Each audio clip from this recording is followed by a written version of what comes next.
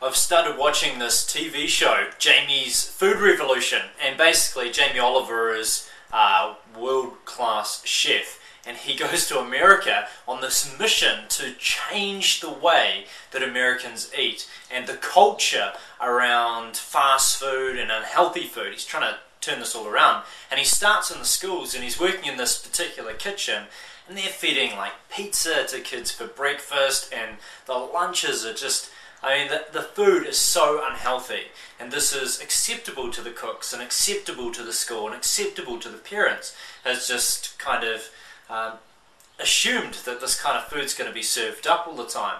And Jamie's blown away by this, and you can see there's this clash of worlds almost. And there's a moment where, many moments in fact, but this particular moment where he asks for a knife and fork to be given to the kids so that they could eat the food properly.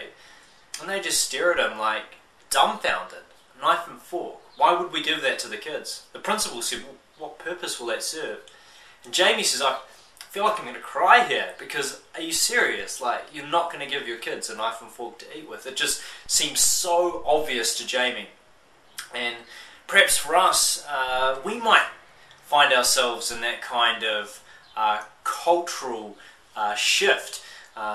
As we begin to speak up about things that are important in the world, as we address things that are important in terms of the Christian faith and looking out for the poor and people who are disadvantaged, people who are struggling, but also as we speak out about the good news about Jesus, there are going to be these times of total culture shock for the people that we encounter, and it gave me an encouragement. I mean, Jamie was actually in the right, and yes, they couldn't see it.